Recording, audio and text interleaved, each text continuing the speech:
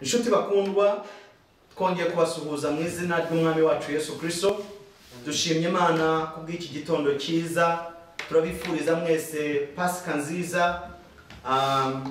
Abadukurikirana aho muri hose, abatureba ku mbuga nkoranyambaga, abakurikiye amateraniro yacu, n'abo turi kumwe hano, ndavuga ngo umwami wacu arusheho kubaha umugisha.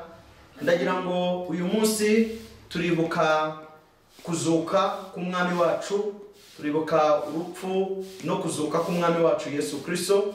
Ariko ndagira ngo twongere no kwibuka ko turi mu cyumweru cy'icyunamo, aho twibuka abacu bishwe muri jenoside yakorewe abatutsi muri 1994. Ndagira ngo rero uyu munsi ijambo ndi bube nsangira namwe riraba ari ijambo rifite aho rihuriye n'impande zombi. Ndagira ngo rero mu by'ukuri umwami Imana arusheho kubaha umugisha, dukomeza gukomera imitima mu gihe nk'iki ngiki gikomeye kiremereye. Ndagira ngo duce bugufi dusenge, dukomeze amateraniro yacu. Data mwiza, ndashaka kugushima kandi nguhaye ikuzo, nguhaye icyubahiro. Ngushimye kubw'aya materaniro y'uyu munsi turimo dukurikirana. Mwami mwiza, twari mu bihe byo gushima izina ryawe, uburyo waturinze, uburyo wabereye maso twebwe abanyarwanda, uburyo wabereye maso bene data turi kumwe, uburyo wabereye maso itorero ryawe rya Nyabugingo Worship Center, uburyo wabereye itorero ryawe maso, uburyo wabereye igihugu cyacu maso. Uyu munsi mwami, naho turi mu bihe bikomeye byo kwibuka inzirakarengane zapfuye muri 1994, ndasaba nkwinginga mu izina rya Yesu Kristo, mu gihe nk'iki ngiki uze wigaragaza. Mwami mwiza, uze ukomeza imitima y'ubwoko bwawe, uze urema ibyiringiro by'ubwoko bwawe, uze womora imitima, uze ukomeze, uze wongere uhumurize, uze wigaragaze nk'Imana. Nguhaye ikaze rero kugira ngo urusheho kwigaragaza, kugira ngo urusheho kuganiriza. Mwami, twumva ijambo ryawe, komeza imitima yacu, duhe ibyiringiro. Ndabigushimiye ni mu izina rya Yesu, amen. Nshuti zacu rero, uyu munsi wa none nk'uko turimo twibuka Pasika, uyu munsi nk'abakristo, ndagira ngo twongere tuzirikane umurimo Yesu yadukoreye. Ndagira ngo uyu munsi Pasika, amakuru ya Pasika araremereye cyane. Umunsi wa Pasika Yesu umunsi yazutseho ni umunsi Bibiliya itwereka yuko ni cya gihe marayika w'Imana yazaga mu Bayisiraheli na ndetse agiye kurimbura Abanyayegiputa. Bibiliya itwereka neza ngo muri icyo gihe Yesu yahindutse umwana w'intama w'Imana. Yesu yari ahagarariye ikimenyetso cya ya maraso y'umwana w'intama wasizwe ku nkomanizo z'imiryango y'Abayisiraheli. Noneho Bibiliya iratubwira ngo buri Imana yari yatanze igihano yuko buri muntu wese muri Egiputa udafite ikimenyetso cy'amaraso y'umwana w'intama, Bibiliya itubwira ko yagombaga imfura yo muri urwo rugo yagombaga gupfa. Bibiliya itubwira ngo kuri uwo munsi marayika w'Imana yagombaga kuza. Imana irarika Abayisiraheli hakiri kare, irabwira iti musige amaraso ku nkomanizo y'imiryango yanyu, ku buryo marayika wo kurimbura naza nabona ikimenyetso cy'amaraso atakora iki, atari buze kurimbura imfura ziri muri urwo rugo. Abayisiraheli niko babigenje. Buraho marayika w'Imana yazaga akahasanga ikimenyetso cy'amaraso ku nkomanizo z'imiryango, nta muntu wapfaga muri urwo rugo. Ariko Abanyegiputa kuko batari bafite icyo kimenyetso ntabwo byabaguye neza. Ni ukuvuga ngo kuri uwo munsi uwo mwana w'intama w'Imana n'ayo maraso byari bihagarariye amaraso y'umwana w'Imana azameneka ku bwa benshi, kugira ngo uzakira ayo maraso ku buzima bwe ntabwo azaba agiciriweho iteka ukundi. Noneho uyu munsi ntabwo ariho nshaka kugira ngo nibande cyane, kuko abaruta ubwinshi barahazi. Ndimo ndashaka kugira ngo turimo twibuka kubabara kwa Yesu. Ni gute ushobora gufata imibabaro Yesu yahuye nayo ukayihuza n'ibyo unyuramo uyu munsi wa none? Ndagira ngo dusome mu byanditswe byera Yesaya yamuhanuyeho. yamuhanuye aho haciye mbere y'imyaka myinshi yo kubaho kwa Yesu. Muri Yesaya igice cya 53 umurongo waho wa 4 n'uwa 5 havuze aya magambo. Havuze amagambo avuga ngo yarasuzugurwaga akwangwa n'abantu, yari umunyamibabaro wamenyereye intimba, yasuzugurwaga nk'umuntu abandi bima amaso,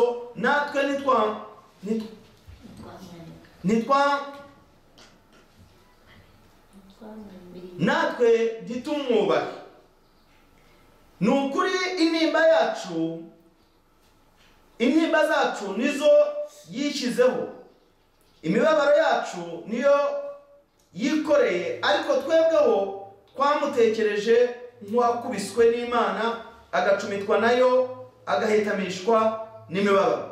Iki cyanditswe iyo ugikurikiranye ukareba Yesaya arimo hano imyaka myinshi mbere yo kuza kwa Yesu, mbere y'urupfu rwa Yesu, mbere y'ivuka rya Yesu, Yesaya muhanura avuga ati yarasuzugurwaga akangwa n'abantu, yari umunyamibabaro wamenyereye intimba.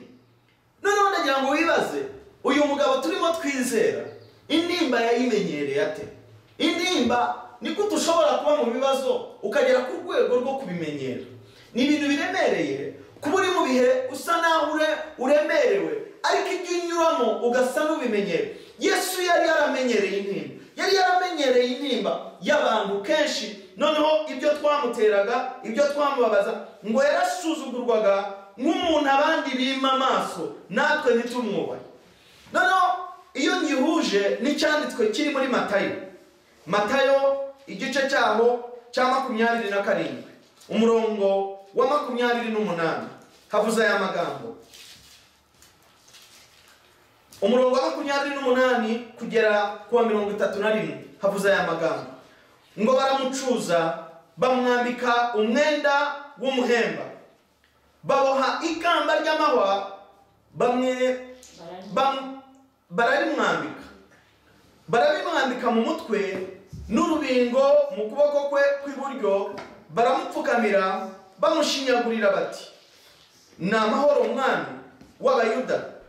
Bamucira amacandwe, benda rwa rubingo barumukubita mu mutwe, maze bamaze kumushinyagurira bamwambura wa mwenda, bamwambika imyenda ye, bamujyana kumubamba. Uyu mugabo twizera yarashinyaguriwe cyane, yashinyaguriwe mu buryo udashobora gusobanukirwa. Bibiliya tubwira ngo baramucuza, kumucuza no kumwambura ubusa. Bamaze kumwambura imyenda ye ngo bamwambika umwenda w'umuhemba.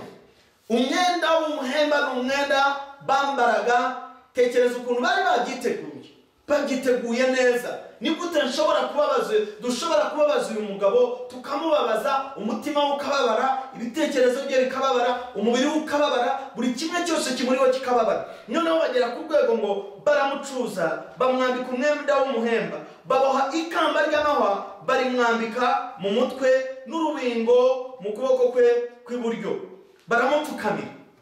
bamupfukamira bya nyirarureshwa. Nta kintu kibabaza iyo ureba umuntu arimo aguha icyubahiro, ariko akiguha kugira ngo agukwene, akubabaze, agukomeretse, akwereke ko ntacyo uri cyo, akwereke ko ntacyo wageraho, ariko arimo agerageza kugira ngo arebe uburyo urushaho kubabara cyane. Mu yandi magambo ni ukuvuga ngo Yesu yarababaraga, ariko ndagira ngo wibuke icyamubabazaga ntabwo ari ibyo yakoze, yababazwaga n'ubuzima bwanjye n'ubwawe. Yababaraga kubera wowe nanjye. Yari arimo yambikwa ino kamba.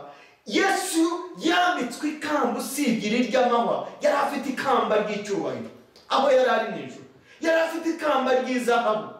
Bibiliya tubwira ngo icyubahiro yari afite nta n'uwashoboraga. Rimwe na rimwe ngo iyo turebye mu byahishuwe bitwereka neza ko nta n'uwashoboraga kubumbura igitabo. Ibyo yakoze nta wundi washoboraga kubikora, ariko aremera, yicisha bugufi, aremera, arabambwa. Bibiliya itwereka ngo yambika ubusa, ngo nako ngo barabimwambika ku mutwe n'urubingo, baramupfukamira bamushinyagurira bati ni amahoro mwami w'Abayuda. Ese umuntu uri mukubita wamubwira ko ari amahoro? Ese umuntu wasuzuguye wamubwira ko ari amahoro? Ariko noneho ibi ngibi biranyereka neza, birongera kutugarura kuri cya cyanditswe aho muri Yesaya yari yamaze guhanurirwa avuga ko agomba kubabazwa n'ibyo.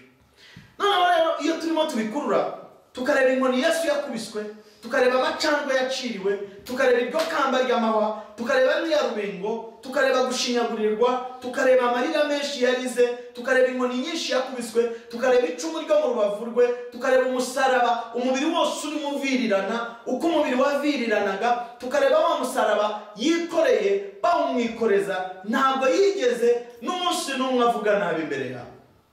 Kubera cya kindi ngo yari yimwe amaso, yari yatekereje. Uzi ko hari igihe ushobora kunyura mu bibazo Imana igasa nk'iyakwimye amaso, wayihamagara umunsi umwe ari no ku musaraba yavuze amagambo aremere, aravuga ati data data niki kikundekesheje. Ni amagambo yari akomeye, yasaga nk'aho agaragaza uburyo Imana yamwimye amaso. Abantu bamwimye amaso n'Imana isa n'iyamwimye amaso, ariko nta kindi cyabiteraga. Yesu cyatumye amaso asa n'uyakurwaho nuko yari yikoreye intimba zacu. Ijambo rirambwiye ngo intimba zacu nizo yishizeho, ntabwo ari iyize, nta nimba yari afite. Imibabaro yacu, ibintu mu kubabazwa kwa Yesu, ikintu cya mbere yarebaga ni wowe nanjye. Bibiliya iratweretse hano ngo yarasuzugurwaga akangwa n'abantu. Ariko uzi umuntu kukwanga mutatonganye, uzi umuntu kukwanga mutatonganye, umuntu akaza gusa akakureba akakwanga akagukubita ntacyo mwapfuye, akaguhimbira ibyaha udafite kubera ikintu runaka. Iyo turimo tuvuga ibi ngibi, abantu bacitse ku icumu bo barabizi. Abantu bashoboye kurokoka jenoside yo muri 1994 baza amakuru yabo. Ariko n'uyu munsi hari abantu bahura n'ibibazo bitandukanye bya buri munsi, ukumva umuntu akwangiye ubusa. Hari umugabo umwe kera, umusaza umwe yajyaga yicara akakubwira, wajya kuvugana nawe akakubwira atari ko buriya, ati buriya nubwo useka ndakwanga, ati kumenya ko nkwanga n'inkokozi iwawe ndazanga, ati kumenya ko nzanga ndetse ntizigatorane n'izanjye, kuko nizatorana n'izanjye zizajinzizamo imyuka mibi.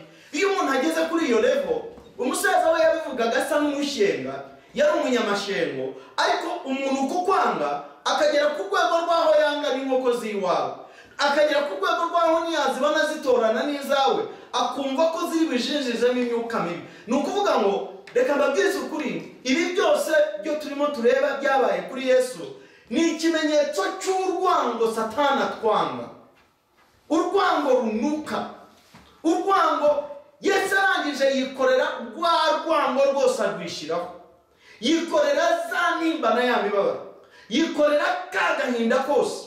Ijambo ry'Imana riratubwiye ngo abandi bamwima amaso, natwe ntitwamwubaha. Ab'icyo gihe bamwimye amaso, bamwima amatwi, bamwima umutima, uzi kuboroga ukabura ugutabara. Umugabo umwe w'umunyamahanga, Bibiliya itwereka neza, witwa Simoni, niwe waje, yari arimo yigendera ari no muri gahunda ze, araza niwe wenyine washoboye. Bamubonye nta n'umwe muri abo bari baraho bashoboraga n'umunsi n'umwe kuba bakwikorera wa musaraba wa Yesu, usibye uwo mugabo w'umunyamahanga. Uyu mugabo w'umunyamahanga niwe washoboye kuza, ashobora gufasha Yesu kwikorera wa musaraba. Umusaraba arawikorera kugira ngo nibura Yesu aruhuke, ashobore kuruhukaho za nimba, za nkoni, bwa buremere. Uzi kugera hagati akagira inyota, akabura n'icyo kunywa. Ngo ni ukuri nimba zacu nizo yirishizeho, imibabaro yacu niyo yikoreye. Cya gihe yari arimo avunika n'umusaraba, cya gihe yari arimo ababazwa, nta kindi yarebaga. Yarebaga intimba zacu, yarebaga imibabaro yacu, nizo yari yishizeho, nizo yari yikoreye, nizo yabonaga ubukana, nizo yumvaga uburemere, nizo yari ahanze amaso. Ntabwo ari we wabyikoreraga. Ibyo yanyuragamo byose yabinyuragamo kubera jye nawe. Yari azi ibyo tunyuramo, aravuga ati reka mpinduke igitambo kigiye guhinduka, igitambo kigiye guhuza uno muntu. Buri gihe cyose azaza anyibuka, agahindukirira amaso ye akareba jyewe, za ntimba ze ya mibabaro ye, akamenya cyagiye ko nari ku musaraba ari we nabigiriye, nzaruhura umutima we. Ndagira ngo rero mubwire umwami wacu, naho twamutekereje nk'aho Imana yamutanga. Uzi ko hari igihe uhura n'ibibazo ukibona n'inama, ukibona nk'aho Imana yakwibagiwe. Hari igihe unyura mu bibazo ukavuga utari ko Imana agiyewe no mu bitabo byayo yaransibye, ntabwo inzi, ntindeba, ntimbona, yaranyibagiwe. Ndagira ngo nibaze umuntu neza amatwi ari umuntu warokotse jenoside, hari igihe wanyuragamo umunsi ukira utazi kuri bwire, umunsi ugaca utazi kuri buke. Harimo n'abantu bamwe bajya baduha ubuhamya muri iki gihe, bakaguha ubuhamya akavuga ati hari igihe twifuzaga none imvura yabiguye tukaba ariyo twifuza, kandi uzarebe muri iyi minsi imvura nta munyarwanda n'umwe uyikunda. Iyo yaje dukizwa n'amaguru. Ariko muri icyo gihe hari igihe ibibazo bigera hagati bikakugota. Muri icyo gihe wari uzi ko hari umunsi uzicara ukicara uri kumwe n'abana bawe n'umugabo wawe. Yego nubwo ubuzima uyu munsi busa naho bukomeye, ariko wari uzi yuko ihumure rizaza. Wari uzi ko hari umunsi n'umwe. Muri icyo gihe rero ubutekerezo ukabona Imana yagukuyeho amaso, ukabona Imana yagukuyeho amaboko, ukabona Imana yakuretse, ukabona Imana yakwibagiwe. Noneho iyo turebye hano, ndagira ngo tubigereranye n'ibyo tunyuramo uyu munsi. Imibabaro ya Yesu itwigisha iki ku mibabaro duhura nayo muri iyi minsi y'ubuzima bwacu? Ndagira ngo wibuke neza iyo mibabaro ifite icyo ivuze ku buzima bwawe, kuko Yesu yatubereye icyitegererezo. Iyo turebye mu ijambo ry'Imana mu gitabo cy'Abaroma igice cyaho cya 5 umurongo wa 3 n'uwa 4 hari amagambo meza ahari. Izi nimba zacu zitwigisha iki? Ariko si ibyo byonyine, ahubwo twishimira no mu makuba yacu, kuko tuzi yuko amakuba atera kwihangana, kandi kwihangana kugatera kunesha ibitugerageza, uko kunesha kugatera ibyiringiro. Abantu bamwe iyo turi mu Mana dutekereza ko Imana yakuyeho ibigeragezo. Umwami wacu ashimwe. Amen. Tugatekereza yuko nta bigeragezo, nta kubabara, nta gahinda, nta nimba, nta ndwara, nta. Kuko uyu munsi nizo nyigisho kenshi zikunze no gutanga. Ariko ntaho Bibiliya itubwira yuko nitwakwizera Imana tutazahura n'ibibazo, tutazahura n'ibigeragezo, tutazahura n'ibidukoba, tutazahura n'ibitubabaza, tutazahura n'ibiturwanya. Ahubwo Bibiliya iratubwiye ngo ariko si ibyo byonyine, ahubwo twishimire ko no mu makuba yacu, twishimire no mu makuba yacu. Kubera iki? Tuzi yuko amakuba atera kwihangana. Mu yandi magambo, inyigisho ikirimo itwereka Yesu yihanganiye umusaraba. Ibyago n'amakuba yahuye nabyo, kuko Bibiliya itubwira ngo yari umugabo w'intimba. Ubwo Bibiliya itwereka rero, itwereka intimba ze. Niyo mpamvu yavukiye mu bukene, yavukiye mu bakene, avukira mu muvura, abandi muvukira kwa muganga haremereye, za Faisali, harimo n'ababyarira hanze, za Sehashika, kwa Nyirinkwaya, kwa handi hose hakomeye, ibitaro byose watekereza bikomeye. Ariko we yabuze n'aho abyarira. Yabuze n'icyumba na kimwe bamuha cyo kuvukamo. Mu yandi magambo, avukira ahantu hasuzuguritse, ariko ntibyabujije icyubahiro cy'Imana kugaragara. Kubera iki? Uyu mugabo yashakaga kugira ngo akwereke ko kenshi iyo uri umukene ari gutekereza ko Imana yakwibagiwe. Ariko Yesu niba hari umugabo wemeranyijwe n'abababaye, akemeranyijwe n'abafite intege nke, akemeranywa n'abakene, akabaho mu buzima bwose bwashobokaga, akagera ku rwego rwaho bikomeye. Ureba bajya no gutamba igitambo kigaragaza ko umwana yavutse, abandi bajyanaga amapfizi, ariko we yajyanye umuryango nicyo wajyana. Ni ikimenyetso kigaragaza ubukene bwari buhari. Ariko muri ubwo bukene ijambo ry'Imana rirambwiye ngo twishimire no mu makuba. Agera ku rwego rwaho avuga ngo amakuba niba warayanyuzemo wiyareba uruhande rumwe, ahubwo nayo reka agira icyo akuremamo. Ndashaka kugira ngo mbwire umuntu wari uheranwe n'agahinda, utemerera guheranwa n'agahinda, ahubwo wemere ibyo unyuzemo, amarira wanyuzemo, agahinda wanyuzemo, amakuba wanyuzemo, agutera ikintu cyo kwihangana. Kwa kwihangana nako gusohoza imirimo yawe, kwihangana kugatera kunesha ibitugerageza. Kwihangana, reka mbabwire, utagira ngo wababaye rimwe. Yego hari n'ibyo wanyuzemo, hari bimwe tunyuramo ntituzongere kubinyuramo, hari ikintu kimwe tutifuza no kongera kubona muri iki gihugu cyacu, hagira n'uburyo tubitekereza nk'icyabaye ku Banyarwanda nko muri jenoside yakorewe Abatutsi. Icyo ntabwo tukifuza n'umunsi n'umwe ko cyakongera kubaho muri iki gihugu, na ndetse niyo mpamvu tuvuga ngo never again genocide. Ni ukuvuga ngo jenoside ntizongere kuba ukundi. Harimo bimwe n'ibyo ngibyo bitazongera kubaho, ariko ibigeragezo ntabwo biza rimwe. Mu busanzwe ndagira ngo umenye ni waba warakennye, ushobora guhura n'ikindi kibazo kirenze ubukene. Reka mbaye cyo kurebera, uyu munsi turi mu kibazo cya coronavirus. Ntabwo umuntu yarazi ngo afite amafaranga nta kibazo, ariko kenshi iyo ugeze ku rwego, ukagera ku rwego ukabona ibintu birakomeye. Ejo bundi nahoze ndeba mu minsi yashize ndeba itangazamakuru, umwe mu baganga bari bakomeye na ndetse yavuraga kanseri, ari umugabo wavuraga kanseri azwi mu gihugu runaka, akomeye cyane, ariko kanseri irarenga iramwica. Iki cyanditswe kiratwereka ko dukeneye kwihanganira, na ndetse kwa kwihangana kwacu kukadutera kunesha ibitugerageza. Ni ukuvuga ngo ikinyuramo uyu munsi reka kiguhe imbaraga zigutuma uhinduka umutsinzi no kurushaho ejo hazaza hawe. Ni ukuvuga ngo ibigeragezo unyuramo uyu munsi reka bibetona umutima wawe, bitawubetona mu byiringiro byawe, ahubwo biwubetona mu byiringiro by'Imana. Utemerera umwanzi aho agushize, utemerera umwanzi wawe aho yashakaga kukubona ngo abe ari hakubona uyu munsi. Utamwemerera agahinda ashaka kukubonamo, ntabwo ashaka guseka, ntabwo ashaka kuwishima, arashaka guhora uhekenya, arashaka utishimira umugisha Imana iguhaye, arashaka guhora mu gahinda. Ndagira ngo nkubwire, utemerera ibyo wanyuzemo kugira ngo uheranwe n'amateka yacyo.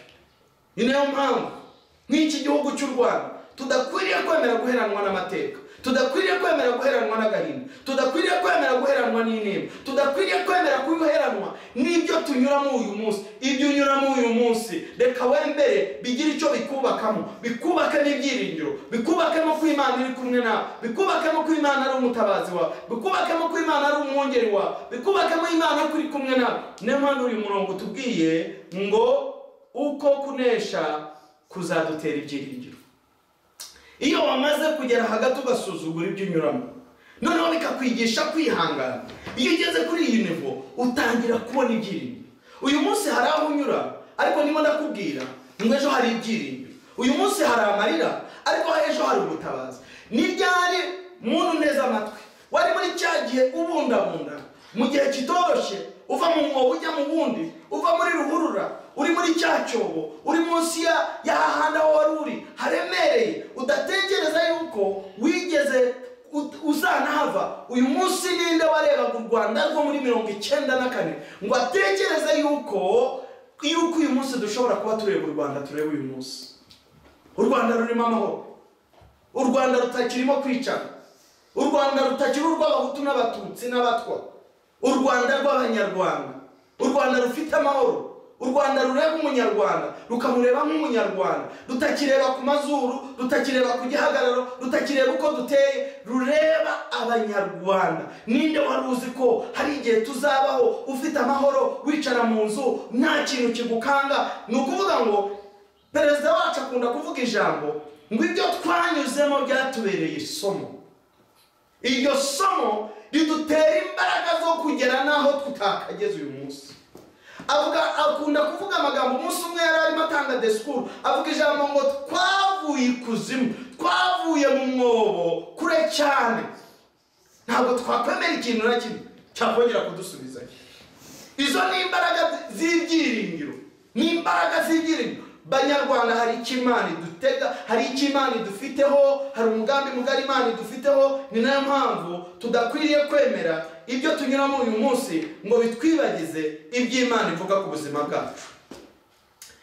Umwanditsi w'Abaroma ariwe Paul yarongeye arandika mu gitabo cy'Abaroma igice cyaho cya 8 umurongo wa 35 havuze aya magambo. Aravuga ngo ninde wadutandukanya n'urukundo rwa Kristo? Wa wundi wikoreye wa musaraba, wa wundi wababajwe, wa wundi wikoreye intimba zacu, wa wundi wikoreye imibabaro yacu, wa wundi wasuzuguwe, wa wundi wiswe amazina, wa wundi wambitswe ubusa, wa wundi wahindutse ikivume, wa wundi wambuwe agaciro. Ijambo riratubwira ngo ninde wabasha kudutandukanya, ninde wadutandukanya n'urukundo rwa Kristo? Mbese ni amakuba kuko yayanyuzemo, cyangwa ni ibyaha, cyangwa ni ukurengana, cyangwa ni inzara, cyangwa ni ukwambara ubusa, cyangwa ni ukuba mu kaga, cyangwa ni inkota.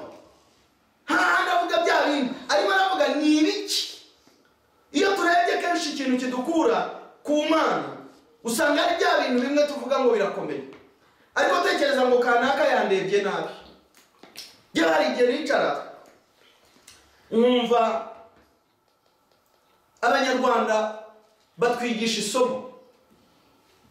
Abanyarwanda ndagira ngo turebe n'aya masomo atubera isomo rikomeye, ritwereka ubutwari bw'Abanyarwanda. Iyo urebye umuntu wakugiriye nabi ukaba wamubabarira, ni gute umugore n'umugabo, turebye abantu barokotse jenoside, umuntu akababarira umuntu wamugiriye nabi, wamwiciye umuryango akamubabarira. Wowe wagiranye ikibazo n'umugore wawe ngo ntihanekeye neza, ngo ntiyashashe neza uburiri, ntabwo yambwiye neza, ntabwo yanyakiriye neza, ntabwo umugabo yazanye yaguriye umwenda runaka ku munsi runaka, none ugasanga ibyo ngibyo nibyo biduteye ikibazo. Hari umuntu uhagaze akaba yababarira umuntu washoboye kumwicira umuryango we. Ni gute ibi ngibi bitatubera akabarore? Uyu mugabo arimo aratwereka ngo ni iki kidutandukanya n'urukundo ruri muri Kristo. Uyu munsi ibi bitubera isomo rivuga ngo hari imbaraga iyo twemereye imbaraga za Kristo zimwe z'umuzuko, iyo zagaragaye muri twebwe, nta kintu na kimwe. Twebwe dukomerera ku Mana kurusha Simako, dukomerera ku Mana kurusha ikintu icyo ari cyo cyose. Ijambo ry'Imana rirambwiye ngo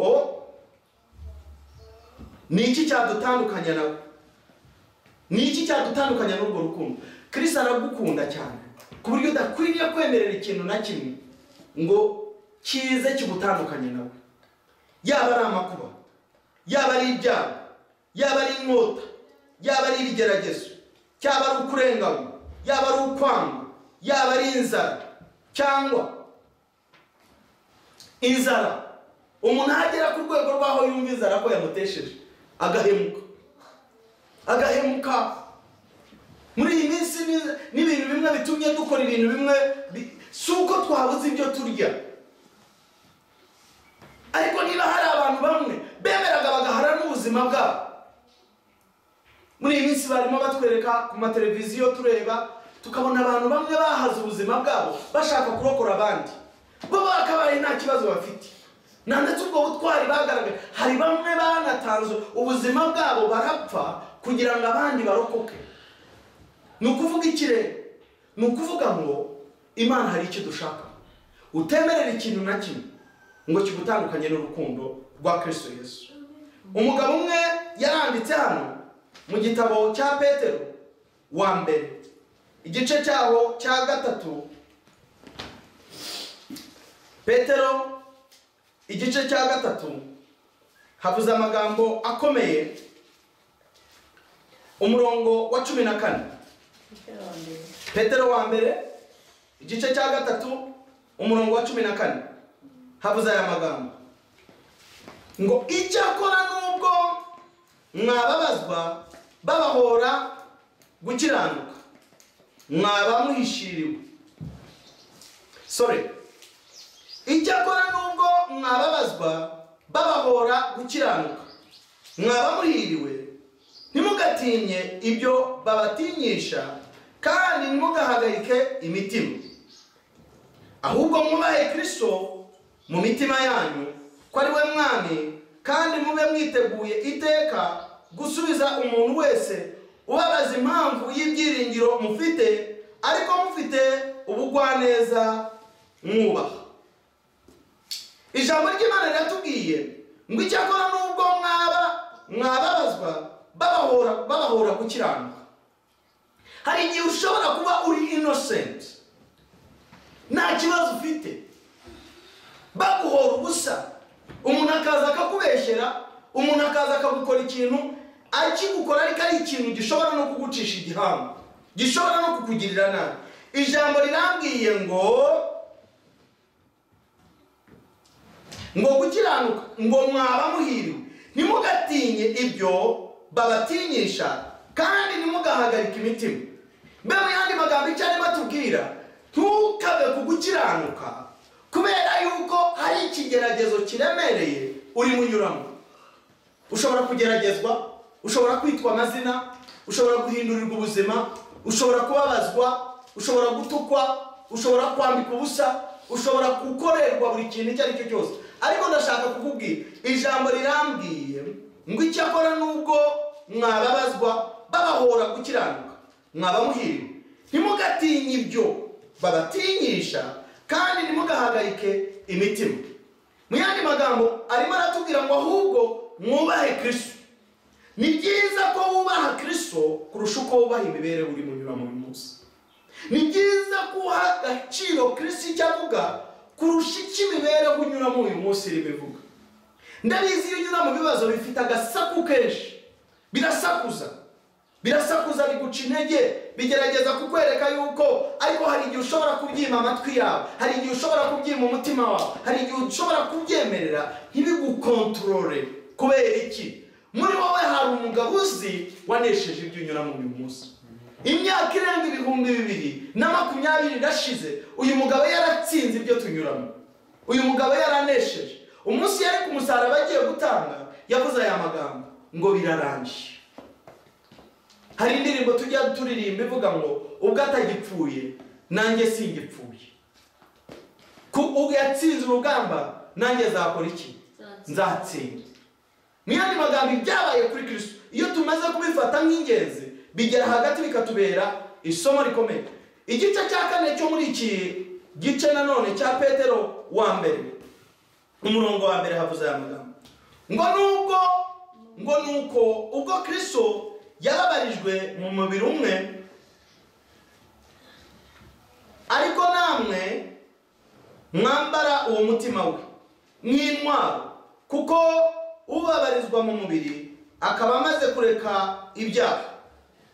Ijambo riravuga ngo nk'ubwo Kristo yababarijwe mu mubiri, muba ariko namwe mwambara uwo mutima we nk'intwaro, kuko ubabarizwa mu mubiri aba amaze kureka ibyaha, ngo ahereko amara iminsi isigaye akiri umubiri, atakigengwa n'irari rya kamere y'abantu, ahubwo akora iby'Imana ishaka.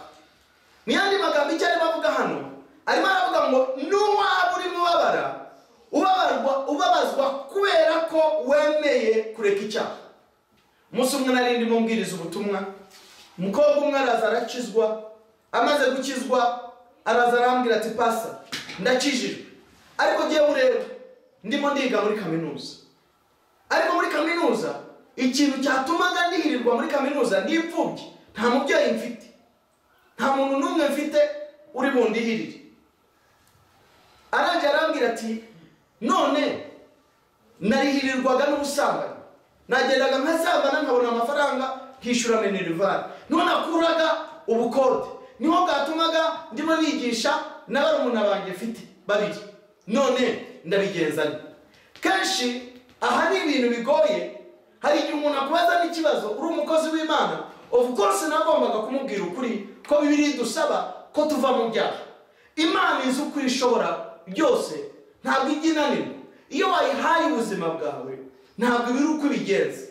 Abantu bamwe bajya bavuga ngo ndiyeranje, ariko Imana yo ntabwo yiyeranga kuko ifite ubutwari, ifite ubushobozi, ifite n'imbaraga.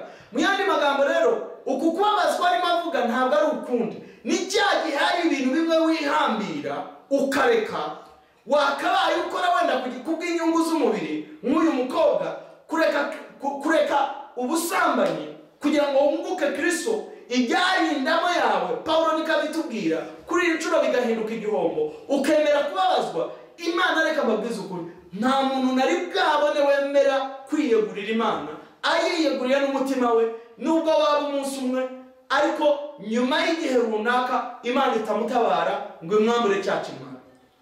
Niyo mpamvu ijambo ritubwiye ngo ahereko amare iminsi isigaye akiri mu mubiri atakigengwa n'irari rya kamere, utemerera ibyo unyuramo kugira ngo bibyutse amarangamutima y'umutima wawe, ngo noneho bigere hagati bigutandukanye n'ubushake bw'Imana, bigutandukanye n'amaraso n'agaciro n'urukundo n'imbaraga n'ikimwaro Kristo yikoreye ku bwacu. Tutemera gukoza isoni umugabo wadukunze. Ibyiza ni uko twakora nk'uko uyu mugabo nshaka gusorezaho yabigenje.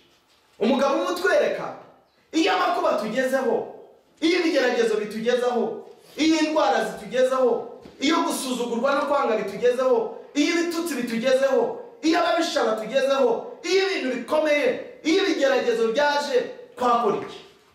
Umugabo umwe yarabitweretse. Mbere twarebye yuko kwihangana kugeragezwa kuzana kwihangana, kwihangana nako kukazana ibyiringiro. Yesu nashimwe. Amen. Umugabo wundi wahuye n'ibibazo bikomeye uyu munsi, ubyumvise uri umugabo, ubyumvise uri umumama, ubyumvise uri umwana, ubyumvise uri umuntu ukomoka mu muryango runaka, nawe byagukoraho. Bibiri tubwira umugabo witwa Yobu.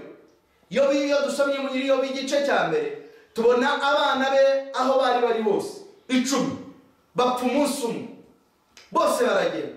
Abahungu be 7 n'abakobwa be 3 baragenda barapfa. Ngo abakobwa yari afite abakobwa beza.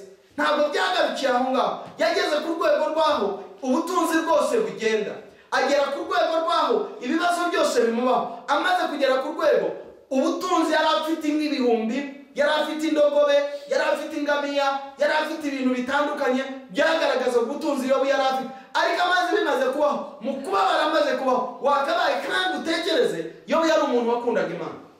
Yobu yari umugabo wasengaga, yari umugabo ukiranuka. Jya utinya n'umuntu Imana ihamiriza ikagera ku rwego rwa ibonye Satani aje, ravuga ngo watekereje ku mugaragu wanjye Yobu, kuko nta muntu ukiranuka nkawe. Ni ukuvuga ngo ku mugaragu w'Imana Yobu yarakiranukaga. Muri iki gihugu yari arimo yari umukiranuka, ariko umva igihari, amaze byose bimaze kurangira. Abana bamaze gushira, inka zigiye, ubutunzi bugiye, abantu bagiye, umubiri we wahindutse, nabo batangiye guhinduka inyama.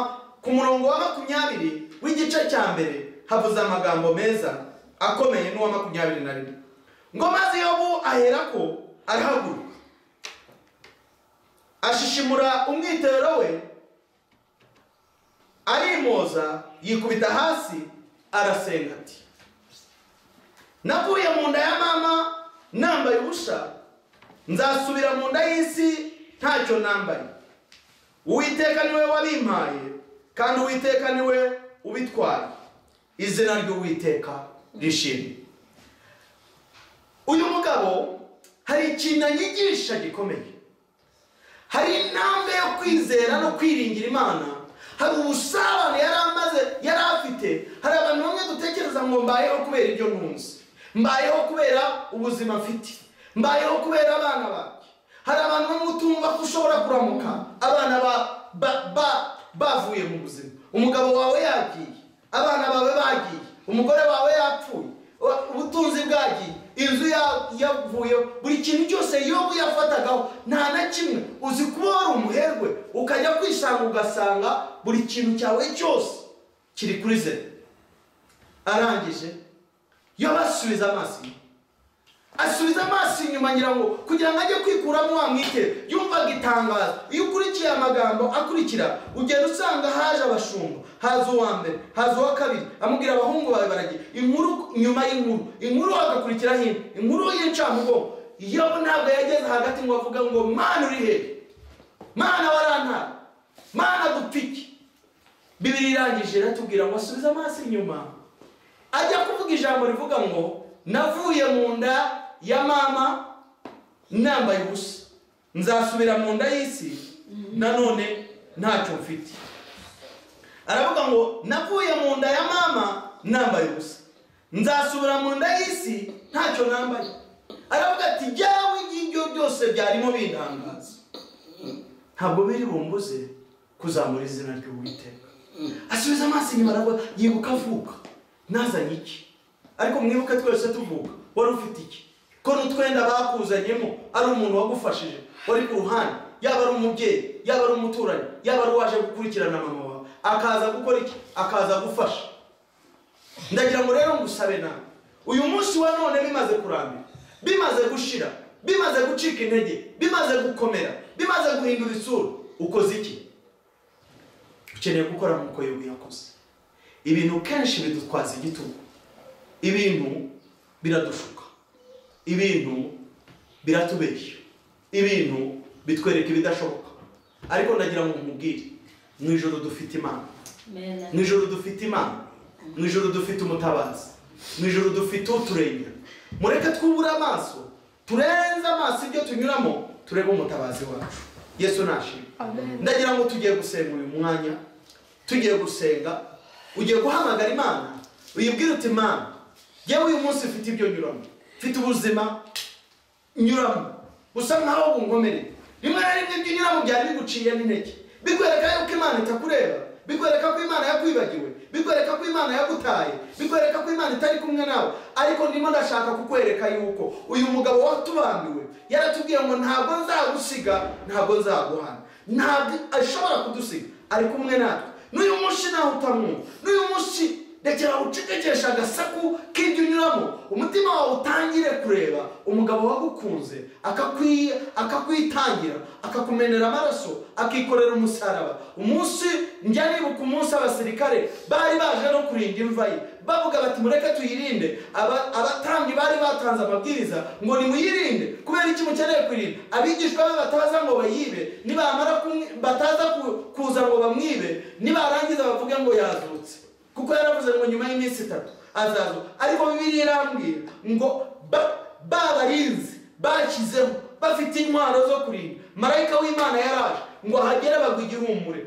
Umugabo ibuye ntabwo hagize n'urisunika, zambaraga zimwe zamuzuye mu bapfuye nizo zahiritse igitare. Ndagira ngo nkubwire, umugabo twizera yaratsinze, ntabwo azatsindwa ukundi. Umugabo twizera ni intwari ku rugamba. Ndagira ngo nkubwire ari kumwe nawe, iyo ntwari y'umuryango wa Dawidi ubwo yatsinze nawe azagutsindisha, arakwambika imbaraga, ari kumwe nawe. Reka ngusabe uhaguruke dusenge mu izina rya Yesu, uhamagara Imana, uyibwire uyu munsi wa none. Sinzi bikuremereye, sinzi bigugoye, sinzi byari bigutesheje agaciro, sinzi byari bikwibagije. Haguruka ngusabe duhamagara Imana, dusenge, tuyibwire ngo Mana, natwe watsindishirije Yesu. Cyagiye yavugaga ngo data niki kikundekesheje. Uyu munsi ushobora gutekereza ko nawe yagutaye, ariko nagira ngo umenye ko atagutaye, ari kumwe nawe. Mureke tumutabaze. Cyanditswe kiravuze ngo niki cyabasha kudutandukanya n'urukundo ruri muri Kristo Yesu. Yesu agumugisha.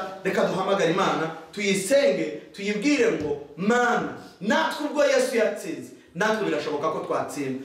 Yesu mwiza, turashaka kugushima, tuguhaye icyubahiro, turagushimye. Ijambo ryawe ritweretse neza, we wamenye amaraso. N'uyu munsi hari mwene data urimo unyura ahantu, ndimo ndamusengera, uduteze amatwi uyu munsi, urimo unyura mu buzima bugoye, urimo unyura mu mibabaro, urimo unyura mu gahinda, urimo unyura mu bigeragezo, urimo unyura mu muraba, urimo utekereza ko bikomeye, araremerewe, intimba yo ku mutima. Igihugu cyacu turi mu gihe cyo kwibuka inzirakarengane zapfuye muri jenoside muri 1994. Mwami mwiza, hari umuntu hari umuntu wacitse ku icumu, hari umuntu wacitse ku icumu, hari iyo cike, hari umuntu ufite ibikomere biremereye, yareba hirya akareba hino akabona nta wundi mutabazi. Ese mwami wanjye, ijambo ryawe rirambwira ngo nduburira amaso yawe hejuru y'imisozi, gutabarwa kwanjye kwava hehe? Aho umuntu areba, uduteze amatwi uyu munsi, Mana injira muri icyo cyumba, injira mu cyumba yicayemo,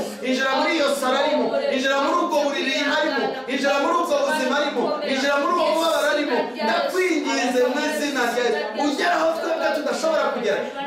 jambo rihumuriza, rya jambo rihumuriza. Wabahumurije umutima wa Yobu, wabahumurije umutima wa Yobu, ukawukomeza mu bihe bikomeye, mu bihe by'amakuba. Ngwino ukomeza umutima wa mwene data. Kandi mwami mwiza, ntabwo twebwe nadukomeza gusa, ahubwo nyuma hari ubutsinzi.